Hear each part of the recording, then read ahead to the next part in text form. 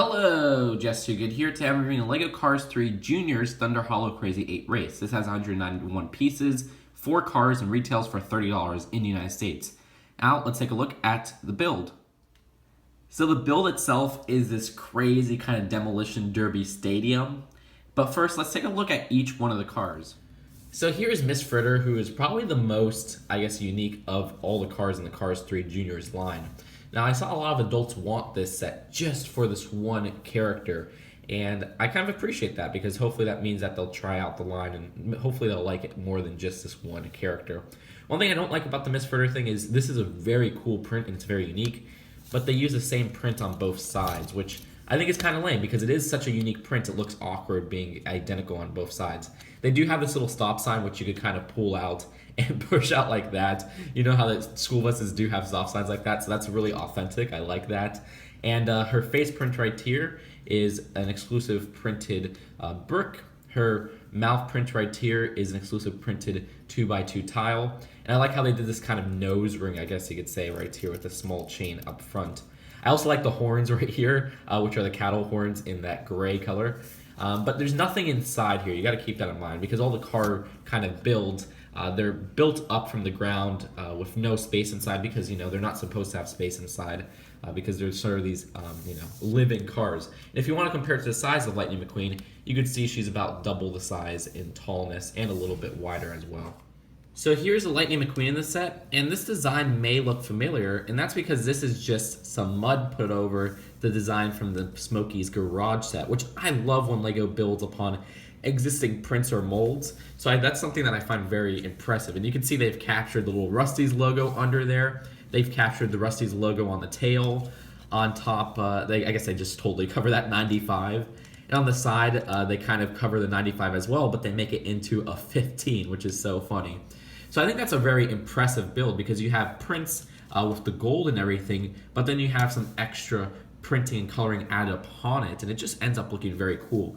And you do have a new expression here where Lightning McQueen looks very worried. And now if you don't know the differences between this mold and the 2011 one, well, if you compare the two, you can see that the 2011 one doesn't have this new tail mold back here, and it uses an actual build upon some plates and stuff. This one actually uses a totally new one piece that you add the tires to, and then you add the hood and the actual front bumper and stuff like that. The front bumper is the same piece as 2011, as is this front windshield up here. They do use a 1x2 tile in the newer ones, which I think fits so much better than that 1x2 plate. And I didn't even notice that before.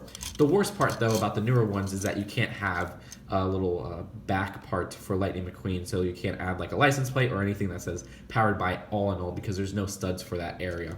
So that's it for this new Lightning McQueen, and let's take a look at the next figure. So here is Cruz Ramirez, and this is her second appearance in a set.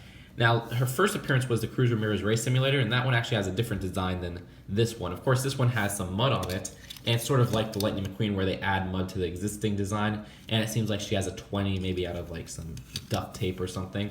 On the back, it's the same prints, and this front windshield up here is the same print with the eye design, but her front kind of mouth in this set is a little bit different. You can see she has it opened, but it's still smiling. So that's kind of cool to add some uniqueness to this. But other than that, you still have the same kind of build where they use this frame right here. They use the bumper piece and this windshield piece. And then they have, instead of a tail, but they use a double cheese slope on the back right here, which is a pretty interesting design choice. So that's it for Cruz Ramirez. So here is another character in the race. It's Broadside, and this figure seems to be almost like a pickup truck, like Smokey, but the design is actually really cool. I like how they use that same kind of new windshield piece, but also they have lots of nice detailed prints to kind of give a rugged look to this character, even with the 2x4s on each side. But the design of it uses that same kind of base piece that all the other cars use, I guess besides Miss Fritter. And that is it for Broadside, cool exclusive character. And now let's get on to the actual build itself. So here's the build all together, and I have all the cars scattered around, but that's because they give you a lot of pieces to just kind of scatter around and demolish and mess around with. So this first section is the Fritter Time Gate, and I really like this section because it uses these 6x6 tiles with unique prints on them that sort of illustrate this poster being put over a billboard that shows to be maybe for an old race or something. And also you get this printed ramp right here with some oil stains and some kind of tracks on there. They give you these little things to kind of put around. They're not really required to be put right here, but I sort of put them there just for some show. And the whole point of this is that you're supposed to push Miss Fritter through the gate and give her her big entrance, which looks awesome. Other than that, they do have these little tires on each side just for some decoration. And this is how it looks from this side, that you kind of push her over. And then you could have her go down that ramp down there and sort of make an entrance, demolishing things. So the next section is this little ramp with these stadium lights. I really like these stadium lights because it's a build that I haven't seen before, but it really illustrates what they're trying to capture well. And those could kind of be spinned around if you want. And they give you another ramp so that you could push Cruz Ramirez or whoever else you want in the race.